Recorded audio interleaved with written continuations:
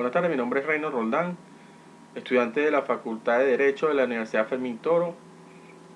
En esta tarde le voy a hacer una breve descripción acerca de una materia de la cátedra como lo es tributaria.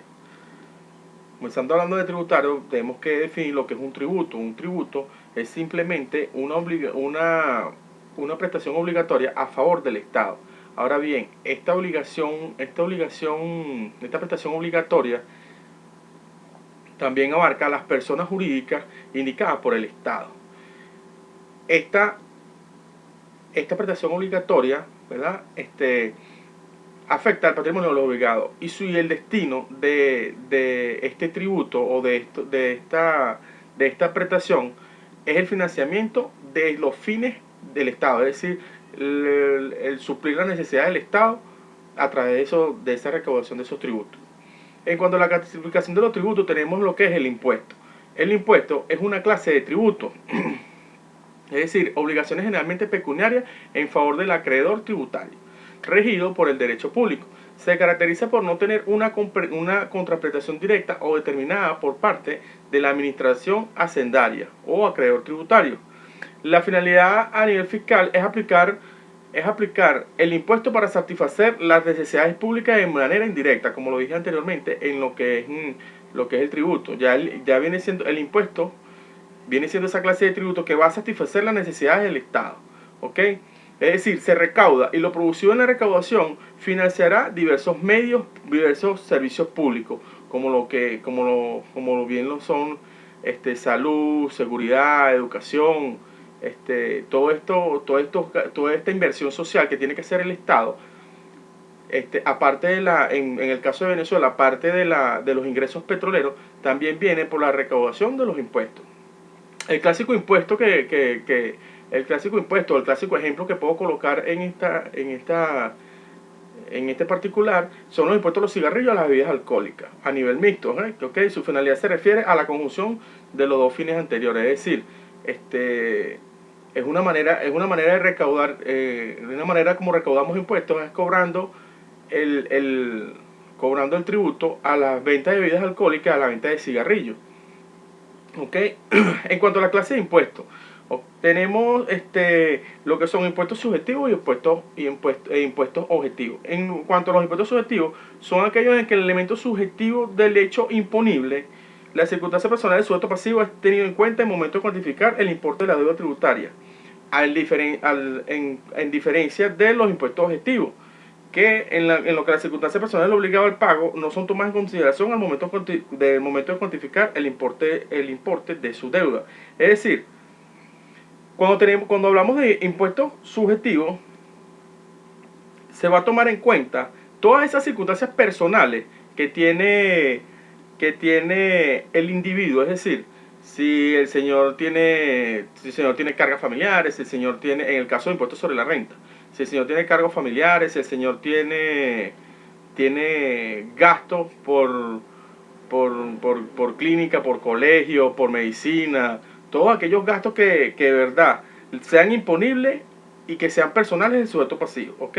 Ahora, en los impuestos objetivos eso no genera ningún tipo de circunstancia personal o no son tomadas en consideración. Ahora bien, también tenemos lo que son los impuestos periódicos. Son aquellos impuestos cuyo presupuesto de hecho goza de continuidad en el tiempo. Un ejemplo de esto, vuelvo y lo repito, es el impuesto sobre la renta. Es un impuesto que es periódico porque anualmente tenemos que estar cancelándolo, tenemos que estar declarándolo, tenemos que estar rindiéndole cuentas al Estado de nuestros gastos anuales. Ahora bien, si no cumplimos con los requisitos para declarar el impuesto sobre la renta, igual tenemos que declararlo, así nos dé cero, nos dé, ¿cómo les explico? No tengamos que cancelarle al Estado, pero sí es nuestra obligación como ciudadanos venezolanos declarar el impuesto sobre la renta. Ese es un ejemplo de impuestos periódicos.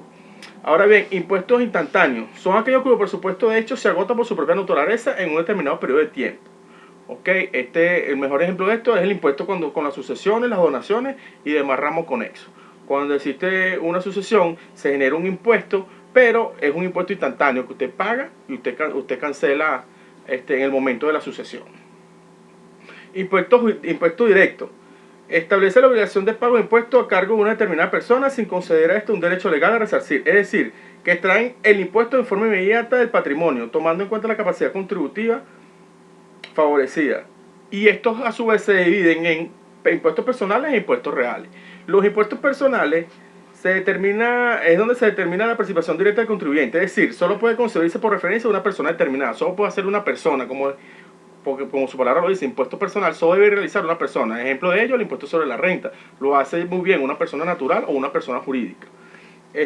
Los impuestos reales se asientan sobre un elemento objetivo cuya intrínseca naturaleza se determina con dependencia del elemento personal de la persona de la relación tributaria, es decir, no toma en cuenta la capacidad contributiva o elementos personales del contribuyente. Por ejemplo, lo que le expliqué ahora sobre las sucesiones, donaciones y demás ramos conexos. Cuando hablamos de impuestos indirectos, son aquellos que se pueden trasladar por cuanto gravan actos o situaciones accidentales como los gastos de consumo, o bien la transferencia de riqueza. Un ejemplo de esto es el impuesto al valor agregado. Es un impuesto directo porque se traslada, es decir, hay una transferencia de riqueza por un gasto, por un consumo. Usted cancela por lo que está consumiendo. O sea, si usted compra un teléfono, ese teléfono tiene un impuesto al valor agregado, o sea, un impuesto al valor que ya tiene. Eso es un ejemplo de un impuesto indirecto. Usted lo cancela y ese tributo va al Estado para que el mismo Estado siga supliendo las necesidades que tiene que suplir a todos y cada uno de los ciudadanos que conformamos esta gran sociedad venezolana. Efectos económicos de los impuestos. Cuando se establece un impuesto, se supone que existe para quien lo paga una disminución de su renta y por ende un deterioro de su poder adquisitivo. ¿Qué sucede aquí? Esto provoca variaciones en la conducta del sujeto que afectan la distribución de la renta y de los factores. Por otro lado, algunos impuestos, al incidir sobre el precio de los productos, obligan al productor que deseen pasar la cuenta del pago del impuesto a los consumidores. Es decir, elevan el precio del producto para ellos salvar el pago del impuesto. Esto muchas veces ha pasado en nuestra economía venezolana. Cada vez que aumenta una unidad tributaria o cada vez que aumenta el impuesto, o cuando se le sube una tasa al impuesto al valor agregado, muchas veces el productor sube el precio del bien o del servicio que está produciendo para salvar el impuesto. Y así siempre afectaban al consumidor final, cosa que no está pasando ahorita gracias a nuestra legislación venezolana, que ha creado leyes como ha creado leyes que promueven que estas personas no puedan estar subiendo los precios. La ley de costos y precios justos, por ejemplo. Impacto de los impuestos en los objetivos económicos. La primera es que altera los incentivos y la conducta de los agentes económicos, lo que genera distorsión en la asignación de los recursos. Impone una carga administrativa, o sea, es decir, hay un gasto de tiempo, dinero, contrataciones externas para cumplir con la legislación tributaria. O sea, alguien tiene que realizar ese trabajo administrativo de cobrar, de realizar la cobranza, de cargarlo en un sistema en donde usted aparezca si debe o no debe. Esa es una carga administrativa que recae sobre el Estado, ¿verdad? También necesitamos una equidad, ¿verdad?, de un sistema tributario, y aquí nos referimos al grado de la carga tributaria. Se distribuye equitativamente el grado de la carga tributaria que se distribuye entre la aprobación. Se consideran dos medidas de equidad. La primera, según el principio de los beneficios. ¿Qué le quiero decir con esto? Que es justo que cada individuo cancele o pague los impuestos basados en los beneficios que recibe el Estado. Si no recibe beneficios del Estado, no debería pagar. Claro, esto está en la ley o en los principios de equidad. Se cumplan o no, esos son los principios que tenemos. Y el segundo principio de capacidad es la capacidad de pago. Es justo que cada persona o que cada quien pague un impuesto según su capacidad económica para enfrentar la carga tributaria. Si usted no tiene cómo cancelar un tributo, en el principio de equidad debería de usted cancelar según su capacidad de pago. Bueno, esto es en cuanto a la asignación de tributario. Buenas tardes y muchas gracias.